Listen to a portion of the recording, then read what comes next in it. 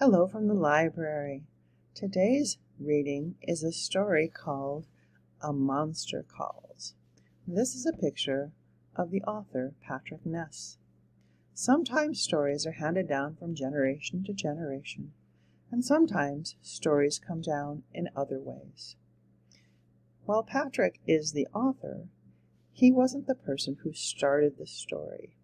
Siobhan Dowd outlined the first chapter before dying of cancer. Patrick was asked if he would like to take on this story project, and he said yes. The result was a wonderful book that eventually was turned into a movie. Here is the book trailer for A Monster Calls.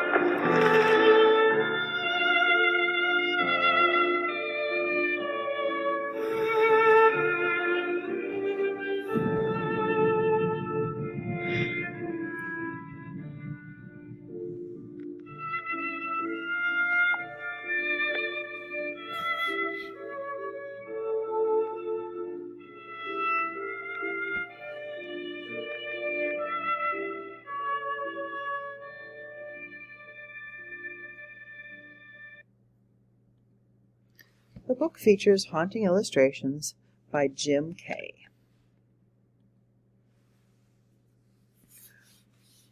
A Monster Calls. The monster showed up just after midnight, as they do. Connor was awake when it came. He'd had a nightmare. Well, not a nightmare, the nightmare. The one he'd been having a lot lately. The one with the darkness and the wind and the screaming. The ones with the hands slipping from his grasp, no matter how hard he tried to hold on. The one that always ended up with, "Go away," Connor whispered into the darkness of his room, trying to push the nightmare back, to not let it follow him into the world of waking. Go away now. He glanced over at the clock his mom had put on his bedside table. 12:07. 7 minutes past midnight. Which was late for a school night. Late for a Sunday, certainly. He'd told no one about the nightmare. Not his mom, obviously. No one else either. Not his dad in their fortnightly or so phone call. Definitely not his grandma, and no one at school. Absolutely not. What happened in the nightmare was something no one ever needed to know. Connor blinked groggily at his room. Then he frowned.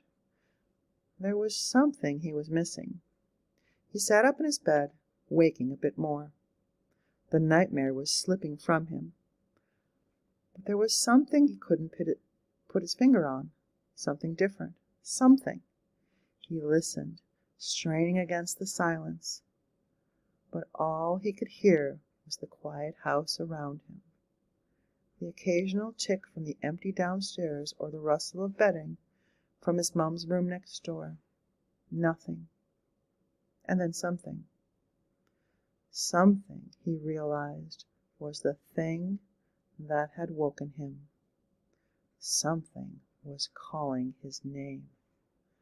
Connor. He felt a rush of panic, his guts twisting. Had it followed him? Had it somehow stepped out of his nightmare and... Don't be stupid, he told himself. You're too old for monsters. And he was. He had just turned 13 that last month. Monsters were for babies. Monsters were for bedwetters. Monsters were for Connor.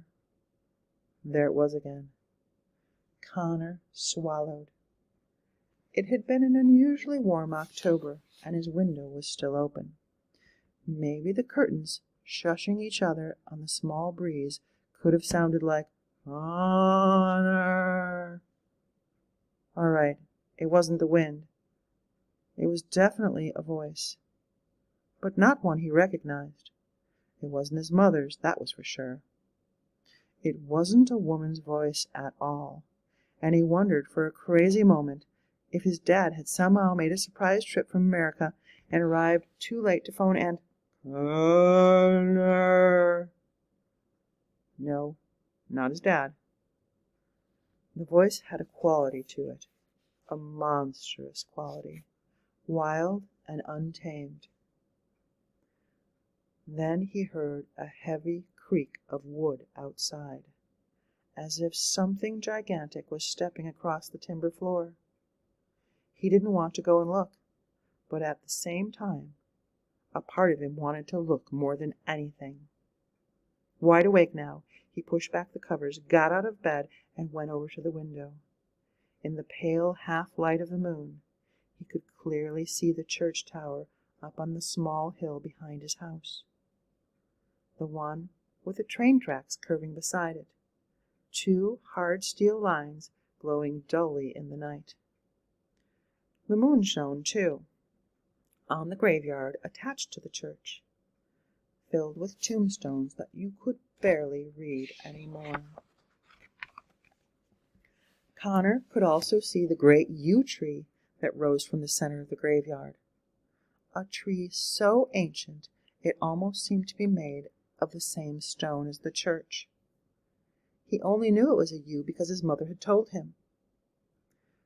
First when he was little, to make sure that he didn't eat the berries, which were poisonous, and again this past year, when she was staring out of their kitchen window with a funny look on her face and saying, "That's a yew tree, you know." And then he heard his name again. Connor! Connor! Like it was being whispered in both of his ears. "What?" Connor said, his heart thumping, suddenly impatient for whatever was going to happen. A cloud moved in front of the moon, covering the whole landscape in darkness, and a whoosh of the wind rushed down the hill and into his room, billowing the curtains. He heard the creaking and cracking of wood again, groaning like a living thing, like a hungry stomach of the world growling for a meal. Then the cloud passed, and the moon shone again on the yew tree, which now stood firmly in the middle of his backyard. And here was the monster. As Connor watched, the uppermost branches of the tree gathered themselves into a great, terrible face, shimmering into a mouth and nose and even eyes, peering back at him. Other branches twisted one around another, always creaking, always groaning, until they formed 2 long arms and a second leg to set down beside the main trunk. The rest of the tree gathered itself into a spine and then a torso, the thin, needle-like leaves waving together to make a green, furry skin that moved and breathed as if there were muscles and lungs underneath. Already taller than Connor's window, the monster grew wider as it brought itself together, filling out into a powerful shape, one that looked somehow strong, somehow mighty. It stared at Connor the whole time, and he could hear the loud, windy breathing from its mouth. It set its giant hands on either side of his window, lowering its head until its huge eyes filled the frame, holding Connor with its glare. Connor's house gave a little groan under its weight. And then the monster spoke. "Connor O'Malley," it said in a huge, gust of warm, compost-smelling breath rushing through Connor's window, blowing his hair back. Its voice rumbled low and loud, with vibrations so deep Connor could feel it in his chest. "I have come to get you, Connor O'Malley," the monster said, pushing against the house, shaking the pictures off Connor's wall, sending the books and electronic gadgets and an old stuffed rhino tumbling to the floor. A monster, Connor thought. A real, honest-to-goodness monster.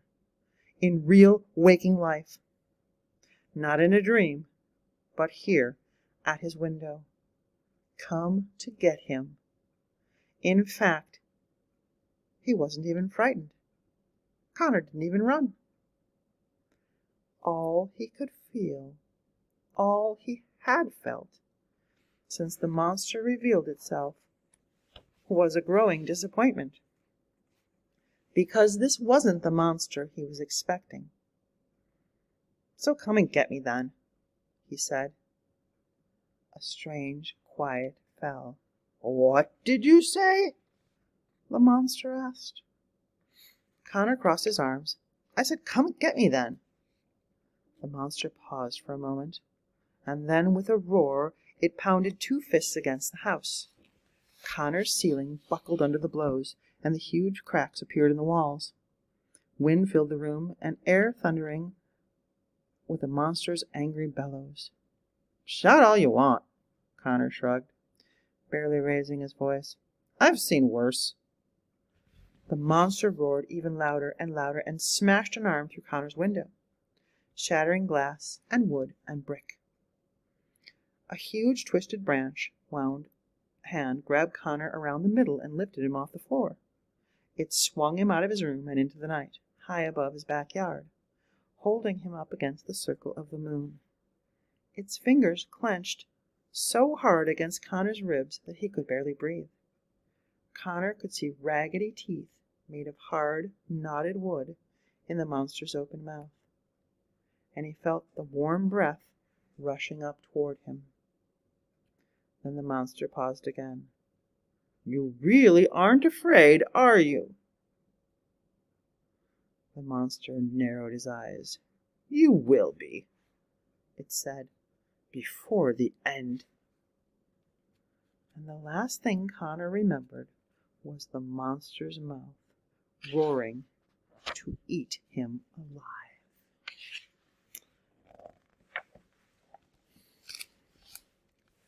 The next chapter is breakfast.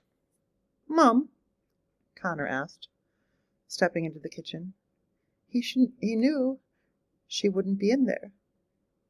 He couldn't hear the kettle boiling, which she always did first thing, but he found himself asking for her a lot lately when he entered rooms in a house. He didn't want to startle her, just in case she'd fallen asleep somewhere that she hadn't planned to. But she wasn't in the kitchen. She was probably still up in her bed, which meant that Connor would have to make his own breakfast. Something he'd grown used to doing. Fine. Good, in fact, especially this morning. He walked quickly to the trash and stuffed the plastic bag he was carrying down near the bottom, covering it up with other rubbish so it wouldn't be so obvious. "There," he said to no one, and he stood breathing for a second. Then he nodded to himself and said, "Breakfast. Some bread in the toaster, some cereal in a bowl, some juice in a glass," and he was ready to go, sitting down at the little table in the kitchen to eat. His mum had her own bread and cereal, which she bought at the health food shop in town, which Connor thankfully didn't have to share. It tasted as unhappy as it looked. He looked at the clock, 25 minutes before he had to leave. He was already in his school uniform, his rucksack packed for the day, and waiting by the front door. All things he'd done for himself. He sat back in the kitchen window, the one over the sink that looked out into the small yard across the train tracks with the church and the graveyard and its yew tree. Connor took another bite of his cereal